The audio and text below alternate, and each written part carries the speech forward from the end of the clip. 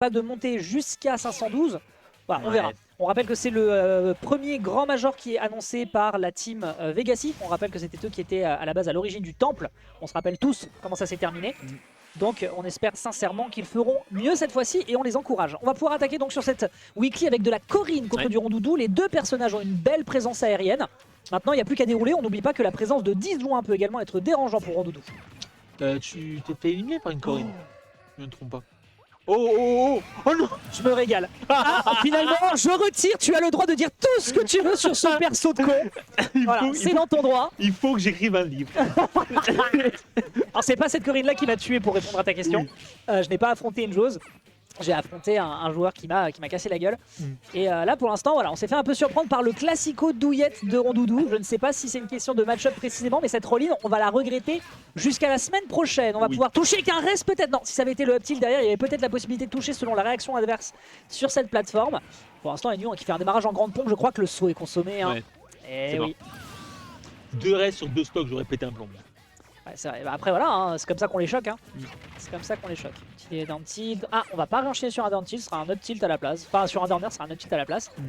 Pour l'instant défensivement, on est plutôt bon hein, côté Enyu. C'est plutôt à Kyubin de réussir à trouver des belles ouvertures et à pouvoir dérouler son game plan avec des combos de juggle. Mais là pour l'instant, tu vois, ben là malheureusement on n'est pas en défensif, on n'avait pas assez confiance.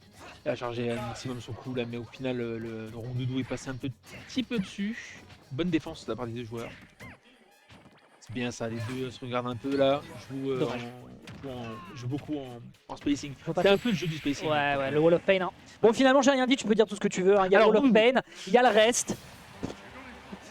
Bref. Non, mais je vais faire fuir des gens qui sont sur le chat. Non, mais je m'abstiens, tu as raison. En plus de ça, vraiment, je débarque en disant oui, c'est un perso qui tire. Un gros reste dans la gueule, gros Wall of Pain. Ah, c'est pas parce qu'il y a des bons avantages sur ce perso qu'il est considéré comme top tier. Hein. Bah, pas du tout pas sur Ultimate en tout cas. Ça, c'est une absolue certitude. Non, mais on va pas parler de mêlée. On est bien dans ce On chat. va pas parler de mêlée, on est bien sûr. On est bien dans les jeux modernes.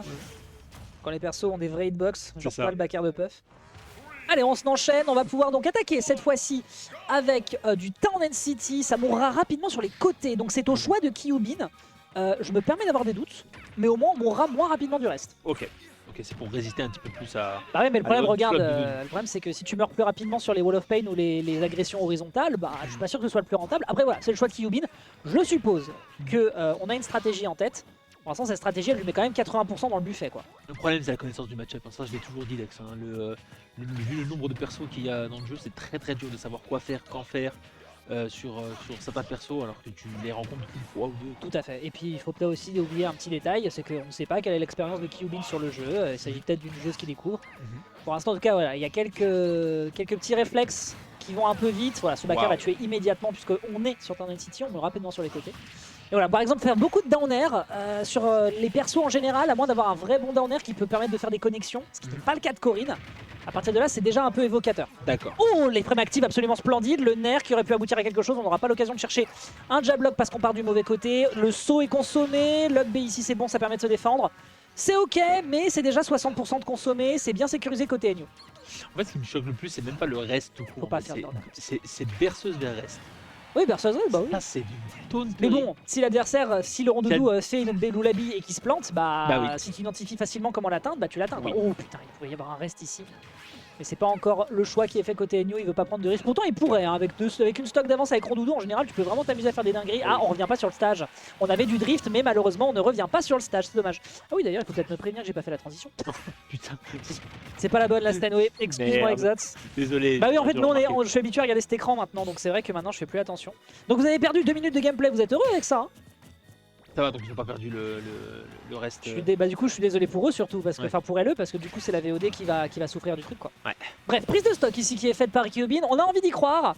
Mais à 50%, on pourrait déjà aller chercher un reste sur une petite erreur. Ah, là, on attendait peut-être une roll, malheureusement, c'est pas le choix qui est formulé ici par la joueuse de Corine qui réussit à rentrer un peu dans le tas. Mais faut punir mieux que ça, c'est dommage. On s'est précipité et elle le voit elle-même sur la player cam. Là, je crois que Enyu, il a de l'avance, il a juste envie de faire un reste pour le fun. Sour spot sur le forward smash. On arrive à revenir sur le stage, quitte à se prendre les 2 mandales de Rondoudou. Ouais, mais elle a pris un stock quand même. Correct. Elle a pris un stock et malgré le fait que on est sur clairement un joueur plus expérimenté, bah, ça permet à Enyu de réellement montrer ses talents avec Voodoo, mais c'est fini. Ouais, défensivement, il y avait 2-3 trucs pour revenir sur le stage, mais malheureusement ce backer qui sera dévastateur sur la fin, après s'être fait gentiment secouer, pour ne pas dire gratter sur l'entièreté de cette game, faisant donc de Enyu le vainqueur pour le moment de ce Winners Round 1 sur ce BO3.